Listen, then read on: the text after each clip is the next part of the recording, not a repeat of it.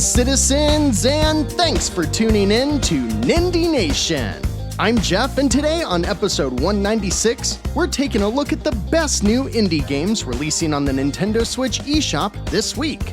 If you dig these weekly rundowns, toss us a like, subscribe for more, and let us know in the comments or on Discord which of the following games you're most looking forward to. These are the 9 new notable Nindies hitting the Nintendo Switch through Sunday, November 12th.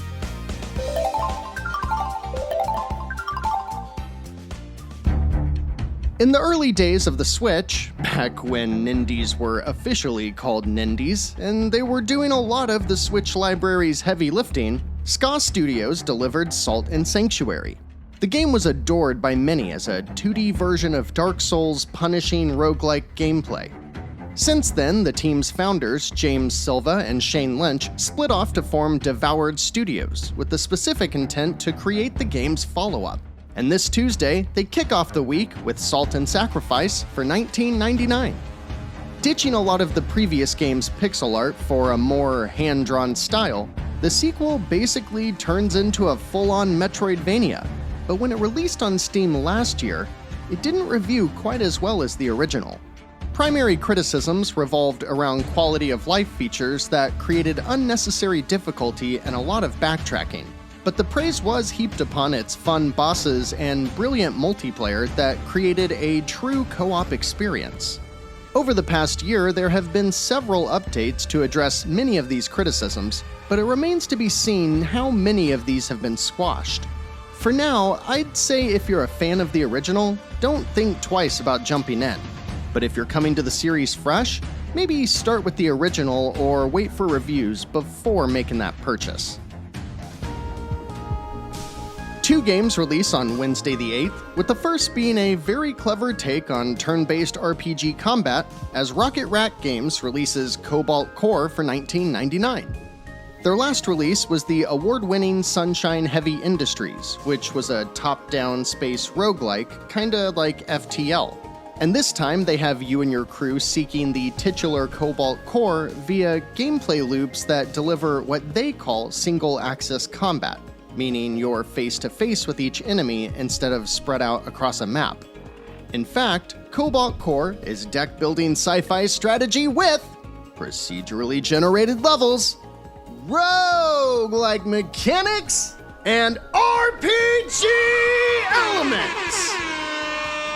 The amount of characters and ship customizations here is insane, with hundreds of options available before even starting each run. And once you do get started, your goal is to reach the aforementioned Cobalt Core. Because of the single-axis combat, when running into enemies, you'll make choices like dodging and preparing defenses, finding a way to disable the enemy's weapons, or looking through your deck of attacks to go for the kill. It's a unique twist on the genre, with potential to be just as addictive as games like Into the Breach, so I'm really excited to check it out. And with the team's pedigree, it's probably safe to say that Cobalt Core is a game to keep your eye on. Take flight as a blunt-smoking alien in a buzzsaw saucer as he terrorizes farms and recklessly grinds through herds of livestock. Do I need to say more? As mentioned at the end of last week's episode, my primary curiosity this week is with Excessive Trim, the latest release by Panda Indie Studio. Their last titles include Project Starship X and Null Drifter, and in the little bit of it I've played, I've found Excessive Trim to be a fast-paced, very simple game that's a nice little palate cleanser between larger titles. You just kinda move around, avoiding obstacles while the game scrolls vertically, and you've got a charge attack on a cooldown that lets you plow through anything that moves. Every minute or so, you'll run into a shop where you can exchange coins for more hit points, faster movement, quicker cooldown, and so on. But at the end of the day, this is a very simple game, all about chasing the high score. It's listed for $4.99, which is a bit too much in my opinion, but if this happens to be one of those games that's perpetually on sale for $1.99, I'd say it's worth checking out if you happen to have some gold coins to spare.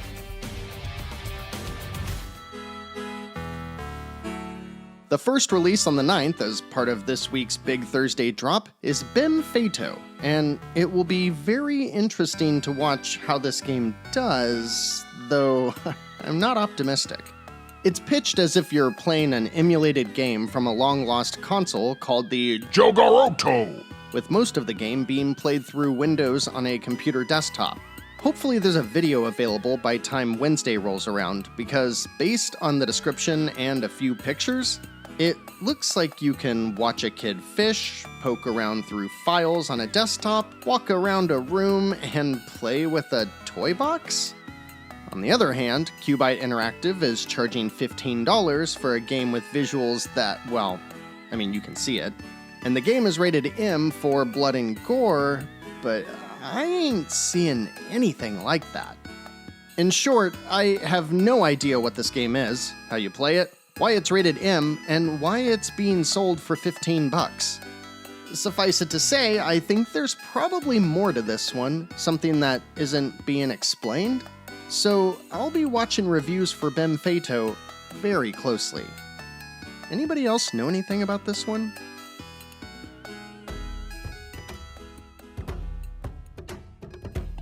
This next one, apologies to the developers at Alchemist Interactive and Rocaplay, but I feel like there's a story here. I can imagine the team getting together in a room and being like, Okay, let's make a game. What kind of game? Maybe something between Hades and Wizard of Legend? Yeah, but Hades has way too many hot mommies and daddies. Okay, so maybe we tone that down. It could look like The Sims? Yeah, that works. Okay, but what kind of properties are family friendly? I don't know. Harry Potter?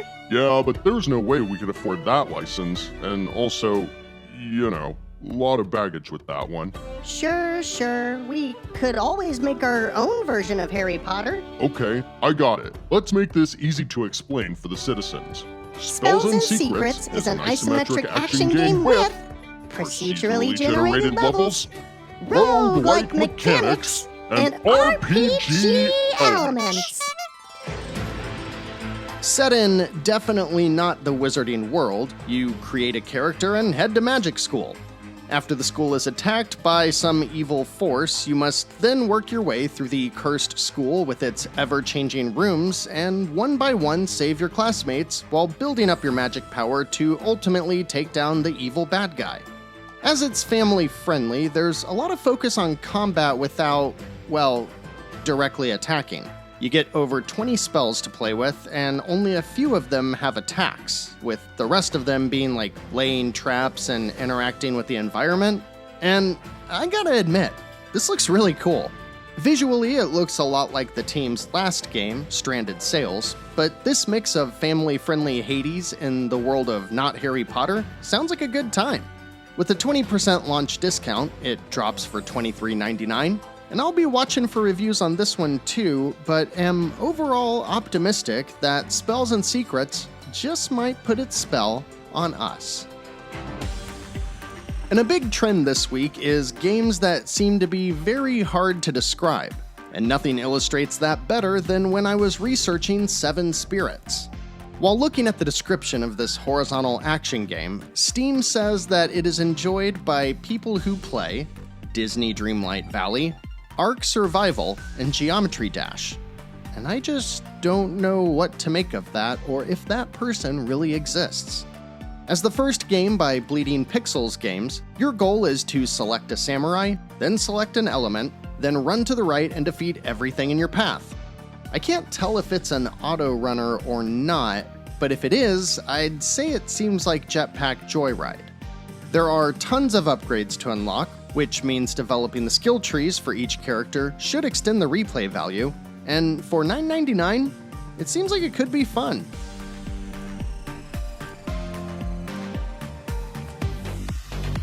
Sneaky Box is back with Atari this week to deliver Berserk Recharged for $9.99.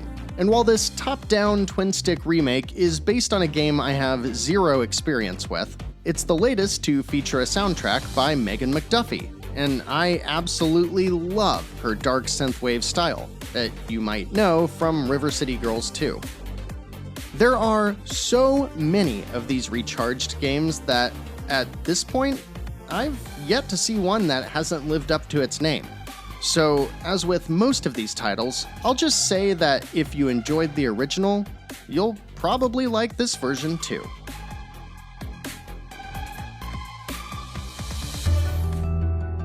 And back to more games that look interesting but are hard to explain, Forever Entertainment teams up with Storm Trident and Artificial Disasters to release Flooded for $12.99. In this isometric real-time strategy game, your goal is to sail to the highest mountain in a world that is otherwise completely, flooded. It's a city builder game, but over time your settlements will fall into the ocean as well as be attacked by enemies.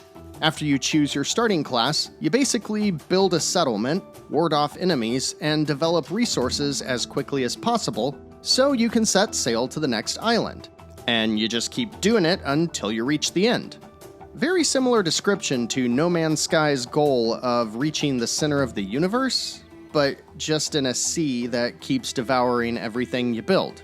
It's a neat premise that sounds pretty stressful, but like good video game stress, and I bet that finally reaching that mountain is very rewarding. And last up this week on Friday the 10th is a game I am shocked to hear that no one else is talking about. That's because Air Twister is a brand new game developed by EaseNet and NN Games, which is directed by renowned game designer Yu Suzuki. You may have heard of his work before, being the mastermind behind games like Space Harrier, Hang On, Afterburner, Virtua Racing, Virtua Fighter, Virtua Cop, Fighting Vipers, the Shenmue series, and basically the majority of Sega's beloved 90s arcade games. Maybe it's because he burned so much goodwill with Shenmue 3, but I'm still really surprised nobody else is reporting on the fact that Air Twister seems like a brand new Space Harrier. Or maybe it's closer to Panzer Dragoon? It's an on-rails shooter, and since most of those are usually only an hour-long tops, I wouldn't expect a massive game here, and it definitely looks low budget, but I'd be lying if I didn't say it looks like fun. I love these kind of games. My only problem with it is that the game releases for $24.99, which, given the lower level of production here, I think is way too high. I'll keep my eye on the reviews, which I expect to be mediocre at best, as is typical for this genre, but as soon as the game gets a discount, I'm definitely going to be picking this one up.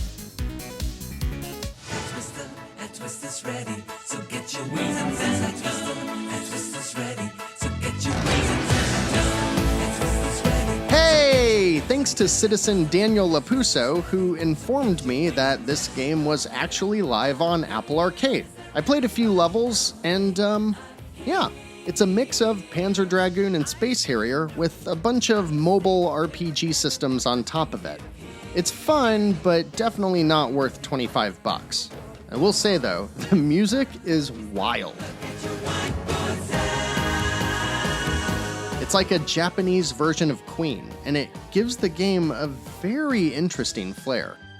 I'm having fun with it, and if you like what you see, you probably will too, but definitely wait on a sale for this one.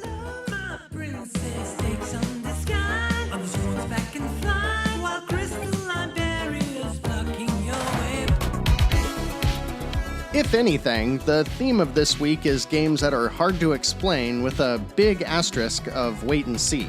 However, I'm having fun with Air Twister on iPad, and Salt and Sacrifice is really piquing my interest. What about you? Interested in the trifecta formulas presented in Cobalt Core or Spells and Secrets? Looking for some arcadey action in Seven Spirits or excessive trim?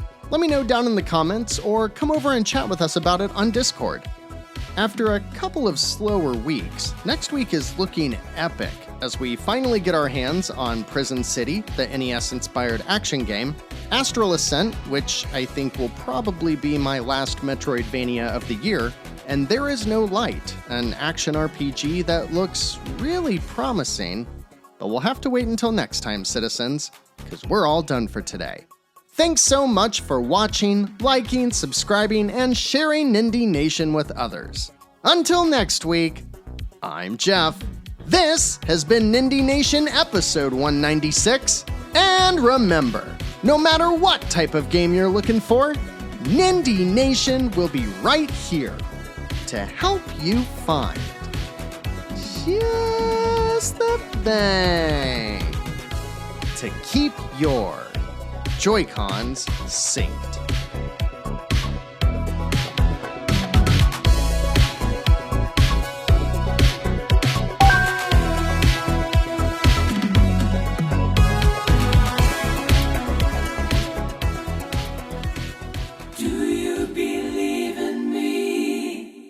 Please don't mind my melody.